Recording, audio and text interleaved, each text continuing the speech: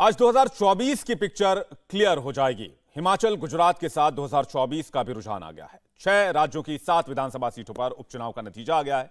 BJP ने साबित कर दिया है कि बीजेपी के टक्कर में कोई नहीं है। 7 में से 4 सीटों पर बीजेपी प्रत्याशियों ने शानदार जीत हासिल की है। बाकी दूसरे कैंडिडेट इसके पीछे रहे हैं।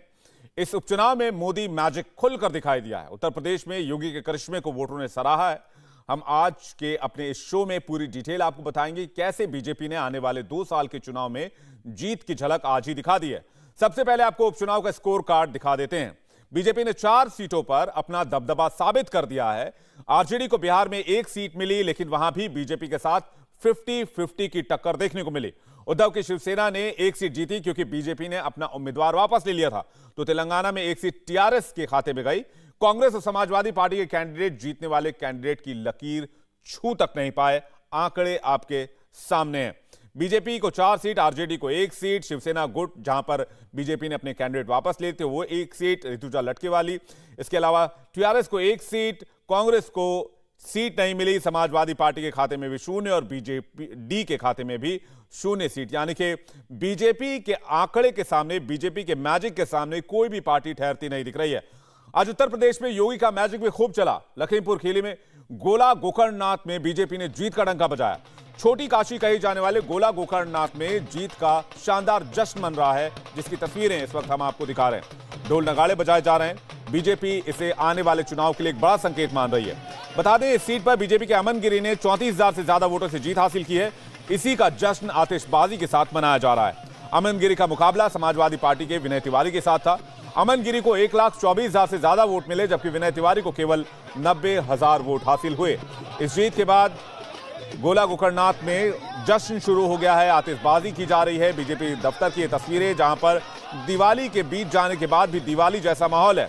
6 राज्यों के उपचुनाव के नतीजे सामने आ गए हैं, जिसमें बीजेपी को बंपर जीत मिली है। एक तरफा लैंडस्लाइड विक्ट्री बीजेपी के खाते में। बिहार में 1 सीट बीजेपी को मिली, 1 सीट आरजेडी को, लेकिन जो सीट आरजेडी जीती है मोकामा वाली सीट, उस सीट पर भी 50-50 की टक्कर रही है।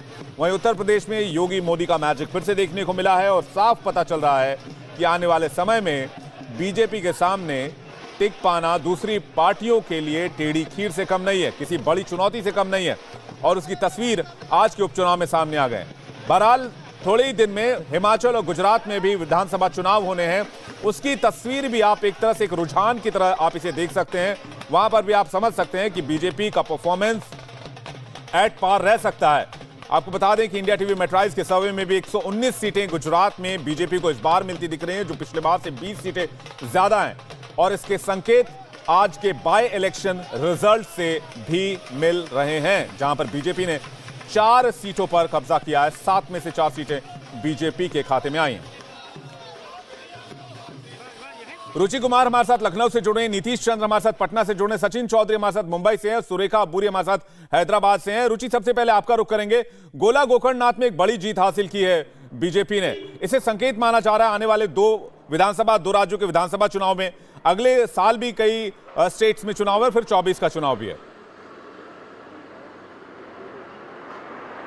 देखिए, जहाँ तक बीजेपी की बात है, उसके कार्यकर्ताओं में ज़बरदस्त उत्साह है, ज़बरदस्त जोश है, क्योंकि 2022 का विधानसभा चुनाव जीतने के बाद, दोबारा उत्तर प्रदेश में लगातार सरकार बनाने के बाद, मुख्यमंत्री योगी आदित्यनाथ के नेतृत्व में जो रामपुर में बाई इलेक्शन हुआ और जो आजमगढ़ में लोकसभा का बाई इलेक्शन हुआ, उसमें बीजेपी पहले जीत गई थी। अब गोला गोकर्णनाथ की ये सीट बीजेपी जीती है, तो ज़बरदस्त उत्साह है। और बीजेपी कार्यकर्ताओं को लग रहा है कि अब आने वाले दिनों में भी जो 2 बाई इलेक्शंस मैनपुरी और रामपुर में होने वाले हैं, वहाँ बीजेपी जीतेगी। 2024 के लोकसभा चुनाव में भी इसका असर दिखाई देगा, जो आज की जीत है। तो गोला गोकर्णनाथ में बीजेपी के सामने ये चुनौती थी, क्योंकि ये उसकी सीट थी। वहाँ से पिछले 2 बार से अरविंद गिरी जीत रहे थे बीजेपी के टिकट से, और अरविंद गिरी का निधन हो गया था। उनके बेटे अमन गिरी चुनाव मैदान में थे। तो ये जीत बीजेपी के लिए एक तरह से आप कह सकते हैं उनका उत्साह बढ़ाने वाली है, उनके कार्यकर्ताओं का उत्साह बढ़ाने वाली है। और आने वाले चुनाव में कार्यकर्ताओं को ये मैसेज देने वाली है कि अगर मेहनत करोगे तो जीत दूर कहीं नहीं रहने वाली।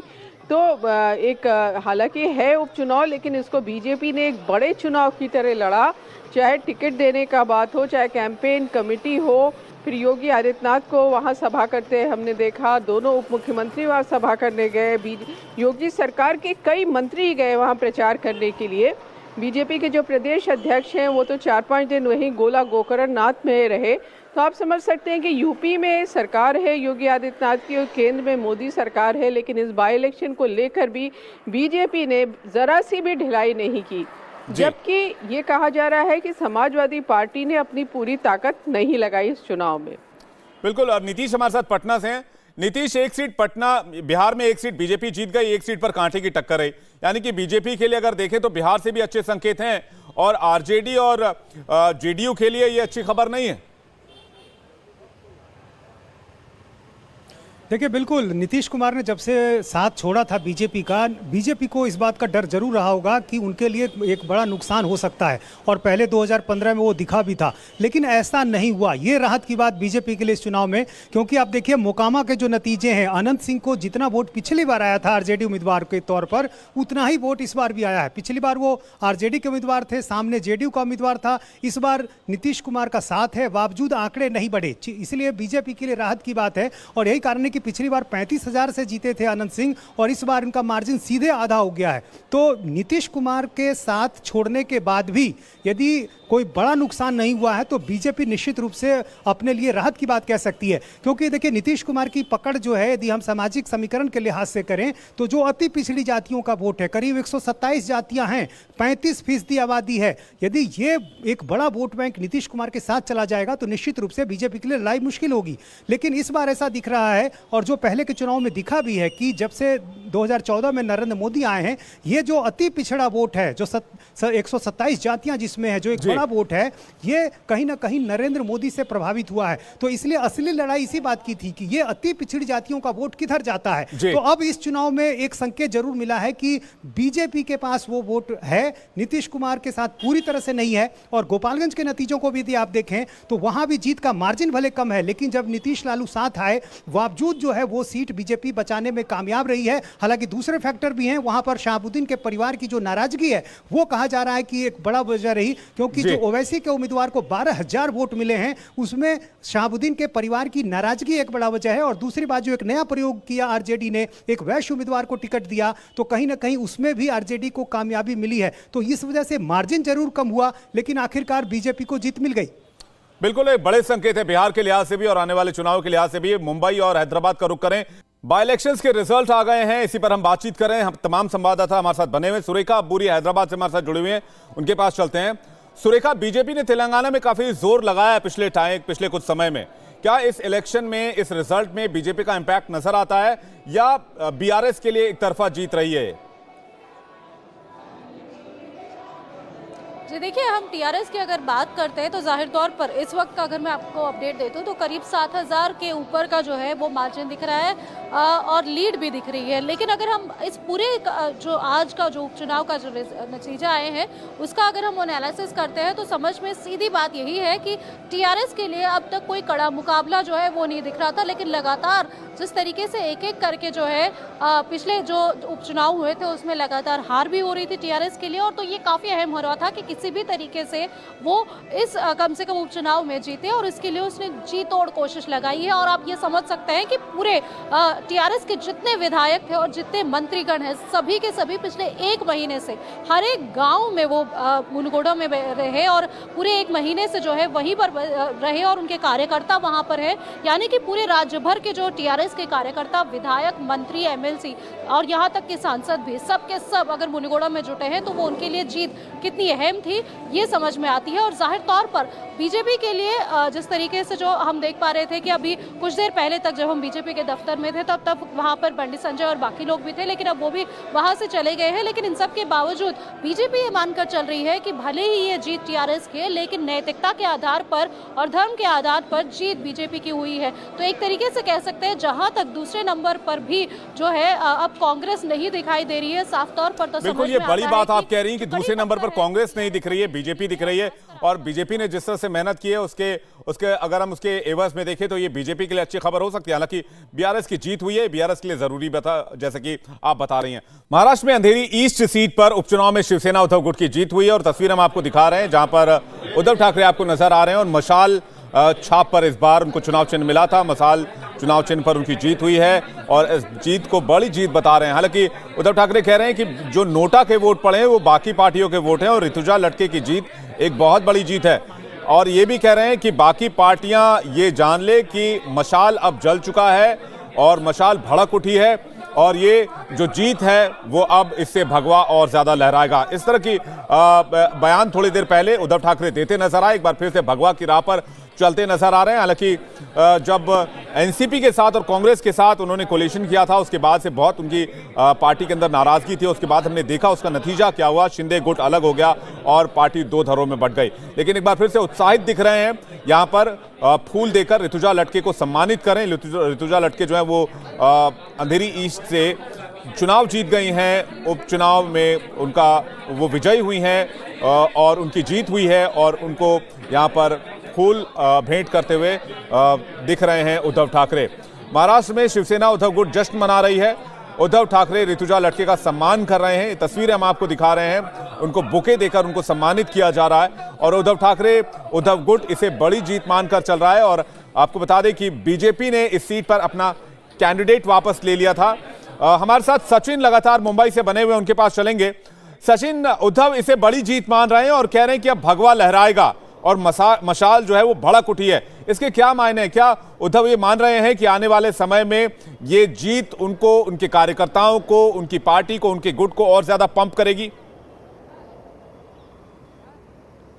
जी बिल्कुल, उद्धव ठाकरे जो है उनके पार्टी के कार्यकर्ताओं को एक तरह से उनकी जो मॉरल इस वक्त जो डाउन हुआ था, जिस तरह से पार्टी में बगावत हुई थी, पार्टी में जिस तरह से फूट नजर आई, उसके बाद सत्ता चली गई, तो कार्यकर्ताओं में कहीं ना कहीं मायूसी थी और उस मायूसी को अब उद्धव ठाकरे आने वाले टीएमसी चुनाव के लिए जो है कार्यकर्ताओं को उत्साहित करना चाहते हैं और इसी रूप में उनका ये बयान है। उनका ये कहना है कि जो उन्हें वोट मिले हैं, भले ही बीजेपी का कैंडिडेट उन्होंने पीछे ले लिया हो, लेकिन अगर ये तीनों पार्टियां भी मिलकर चुनाव लड़ती तो उन्हें इतने ही वोट मिलते। दूसरी तरफ बीजेपी का ये कहना है कि बीजेपी के कारण ही जीत बहुत आसान हुई है। बीजेपी का ये भी कहना है कि उद्धव ठाकरे की पार्टी को कांग्रेस, एनसीपी और बाकी जो छोटी छोटी पार्टियां थे उनका भी सपोर्ट था। इस चुनाव में उनके सामने कोई भी नेशनल पार्टी, रीजनल पार्टी, नामांकित पार्टी नहीं थी। इसके बावजूद 15% अगर नोटा के वोट पड़ते हैं तो कहीं ना कहीं नाराजगी जरूर दिखाते हैं। और अब बीजेपी का कहना है कि जब बीएमसी के चुनाव होंगे तो उसमें वो दिखा देंगे कि आखिर जनता किसके साथ है। बिल्कुल, लेकिन बाय इलेक्शन, सचिन, ये बाय इलेक्शन के रिजल्ट में एक बात और साफ हो गई है। लखनऊ चलते हैं रुचि कुमार के पास। रुचि, एक बात और साफ हो गई है, ये सो कॉल्ड विपक्ष की ताकत की बात हमेशा होती रहती है, जिसमें अभी की जो बाय इलेक्शन रिजल्ट आए उसकी पार्टियों को अगर हम ले लें, उसमें एसपी है, समाजवादी पार्टी है, आरजेडी है, जेडीयू है, बीजेडी है, इसके अलावा बीआरएस, जिनको टीआरएस पहले जाना जाता था, बीआरएस के नाम से जान रहे हैं। 5-6 पार्टियां जो कुल मिलाकर 3 का स्कोर कर रही हैं और बीजेपी अकेले 4 का स्कोर कर रही है। इसे 2024 के नजरिए से कैसे देखा जाए? जी हाँ, देखिए, इसको लेकर बीजेपी में तो बहुत ज़्यादा उत्साह है, क्योंकि उसका कहना है कि 2024 में अगर यूपी की बात करें तो बीजेपी 80 का लक्ष्य लेके चल रही है, यानी 80 लोकसभा सीट जीतने का टारगेट बीजेपी का है। बीजेपी का कहना है कि जिस तरह के नतीजे आए हैं, आज गोला गोकर्णनाथ आया, इसके पहले जो 2 बाई इलेक्शंस थे, रामपुर और आजमगढ़ के जो नतीजे आए, उसके बाद आगे की राह उनको आसान दिख रही है। उनको लग रहा है कि 2024 में वो फिर से जो परफॉर्मेंस थी पिछली बार उससे अच्छी परफॉर्मेंस वो करेंगे। इसके पीछे वो बड़ी वजह बता रहे हैं। उनका ये कहना है कि 2012 में जब यहाँ पे अखिलेश यादव की सरकार बनी, फिर 2014 में पहला लोकसभा चुनाव हुआ, प्रधानमंत्री मोदी बने और तब से बीजेपी ने जो ओबीसी और दलित वोट है उस पर सेंध लगाने का काम शुरू किया। तो 2014 में भी उनको कामयाबी मिली, फिर 2017 के विधानसभा चुनाव में कामयाबी मिली, 19 के लोकसभा चुनाव में मिली, 22 के विधानसभा चुनाव में मिली। अब बीजेपी का टारगेट मुस्लिम वोट है, खासतौर से पिछड़े जो मुसलमान हैं उनको टारगेट बीजेपी कर रही है कि वो भी बीजेपी की तरफ आए, ज़्यादा से ज़्यादा संख्या में वोट करें, जिससे बीजेपी अपनी सीट पिछली बार से बढ़ा सके। बिल्कुल, और ये भी जो मैं आपसे लगातार ये जिक्र कर रहा हूं कि हमारे साथ पटना से नीतीश भी बने हुए। नीतीश, अगर हम आरजेडी और जेडीयू के कोलिशन की भी बात कर लें, लेकिन मोकामा में 50-50 की टक्कर रही और गोपालगंज की सीट जो है वो बीजेपी के खाते में चली गई, यानी वहां पर भी अगर 2 पार्टियां हैं वो भी बीजेपी के मुकाबले में उनका भी जो वजन है वो थोड़ा हल्का दिख रहा है। जी हाँ, बिल्कुल। और यही राहत की बात होगी बीजेपी के लिए, क्योंकि जेडीयू और आरजेडी का एक साथ आना निश्चित रूप से एक नया समीकरण और जातीय गठजोड़ जो एक बड़ा गठजोड़ हो जाता है। और जैसा कि 2015 में वो प्रयोग दिखा भी है, सफल भी रहा था।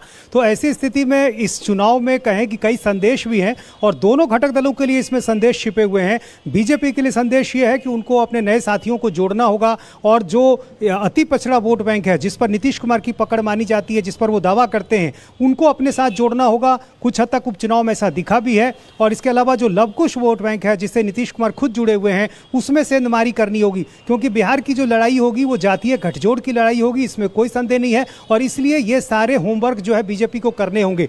दूसरी बात जो महागठबंधन के लिए सबक है वो ये कि उनको A to Z की पार्टी बनकर दिखाना होगा। MY की जो पार्टी है मुस्लिम यादव की, उसका प्रयोग जो है वो गोपालगंज में बहुत सफल दिखाई नहीं दिया। ओवैसी की पार्टी ने वहाँ 12,000 वोट ले लिए हैं और जो यादव वोट है उसमें भी थोड़ी बहुत सेंधमारी हुई है। ये जरूर है कि पिछले साल के मुकाबले कम हुई है। पिछली बार साधु यादव खड़े थे, 45,000 वोट लिया था और इस बार उनकी पत्नी को बहुत कम वोट मिले हैं। यही वजह है कि जीत का मार्जिन इस बार बीजेपी के लिए थोड़ा कम हो गया है। लेकिन कई जो संदेश हैं, जो संकेत हैं, वो छिपे हुए हैं इस उपचुनाव के नतीजे में। और जाहिर है महागठबंधन और NDA दोनों के लिए इसमें सबक है और संदेश है। बिल्कुल, धामनगर में बीजेपी जीत गई है। ये बड़ा एक आप कह सकते हैं, बहुत बड़ा संकेत कह सकते हैं आप इसे। हमारे साथ सचिन लगातार मुंबई से बने हुए हैं, हैदराबाद से हमारे साथ सुरेखा बनी हुई। सुरेखा, आप बता रही थी कि बीजेपी दूसरे नंबर पर आई है तेलंगाना में। और तेलंगाना में अगर हम बात करें कि वहां पर जिस तरह से कांग्रेस का पकड़ रहा है, उसमें अब जो TRS ने जिस तरह से मेहनत की, उसमें बीजेपी का नंबर 2 पर आना, ये वहां के भी समीकरण किस तरह से बदल रहे हैं, ये दर्शाता है। सुरेखा। जी हाँ, बिल्कुल। और जिस तरीके से ये भी समझने वाली बात है कि दरअसल मुनुगोडु जो इलाका है ये पूरा कम्युनिस्ट का इलाका रहा है, जहाँ पर वामपंथियों की पकड़ ज़्यादा रही है। और इसके बाद धीरे धीरे जिस तरीके से इस बार जो कांग्रेस की तरफ से जो कंटेस्टेंट है पालवाई श्रवंती, उनके पिता पालवाई गोवर्धन रेड्डी 3 बार यहाँ से चुनाव जीत चुके हैं। और इस बार क्योंकि पिछली बार अभी जो बीजेपी में आए हैं कांग्रेस की तरफ से राजगोपाल, वो भी जो है पिछली बार जीते थे। तो लेकिन इस बार जो है समीकरण इस तरीके से बदले कि TRS के साथ में जो है वामपंथियों का समर्थन मिल गया। और ये कहीं ना कहीं एक तरीके से तभी से मान कर चल रहा था, ये कहीं ना कहीं TRS के लिए काफ़ी अहम होने वाला है और काफ़ी हिम्मत जो है उनको बल देगा। क्योंकि वामपंथियों के लिए जो वहाँ की जो खास कर जो मुनुगोडो में कुछ ऐसे इलाके हैं जो पूरी तरीके से वामपंथियों के समर्थक है, तो वो समर्थन जो है TRS को मिला है इस वक्त में, ये साफ दिख रहा है। लेकिन इस बारे में क्या कुछ TRS कहती है और क्यों इतना जोर लगाया और कितना अहम है TRS के लिए ये, क्योंकि ये एक आखिरी चुनाव होगा लगभग मान के चले तो जो TRS तेलंगाना राष्ट्र समिति के नाम पर जो है वो चुनाव लड़ रही है। क्योंकि अगला जो चुनाव होगा वो BRS भारत राष्ट्र समिति के नाम से जो है ये पार्टी लड़ने जा रही है। तो ये आखिरी चुनाव कितना अहम रहा और उसके लिए उन्होंने अपने सारे मंत्री और विधायक क्यों इस एक उपचुनाव के लिए लगा दिए, इसके बारे में बात करने के लिए कुछ देर में यहाँ पर जो है KT रामाराव जो KCR के बेटे भी हैं और खुद मंत्री हैं, और उन्होंने पूरी तरीके से जो है मुनुगोडु में जी तोड़ जो है कोशिश लगाई थी और प्रचार के लिए पूरी तरीके से उतरे थे। उनकी प्रेस कॉन्फ्रेंस यहाँ पर 5 बजे के आसपास लगभग होने वाली है, तो कुछ ही देर में यहाँ पर शुरू होगी, उसकी तैयारियाँ हो रही है। लेकिन एक तरीके से कह सकते हैं कि पूरी तरह से TRS में इस एक चुनाव की जीत ने जोश जरूर भरा है। लेकिन उसके लिए उन्होंने जितनी मेहनत और जितनी कोशिश की है कि क्योंकि उनके लिए आर या पार की लड़ाई कम से कम आम चुनाव जो होने वाले हैं विधानसभा के उससे पहले के लिए, इसीलिए लेकिन उसके बावजूद बीजेपी की तरफ से जो कोशिश हुई। जी सुरेखा, क्या आप बता सकती हैं कि TRS बीजेपी और कांग्रेस को जितने लगाएगा उसके? जी सुरेखा, क्या आप बता सकती हैं दर्शकों को TRS बीजेपी और कांग्रेस को क्रमशः कितनी सीटें अभी, माफ कीजिए, कितने वोट्स अभी तक मिले हैं इस बाय इलेक्शन में जो सीट TRS जीत गई है?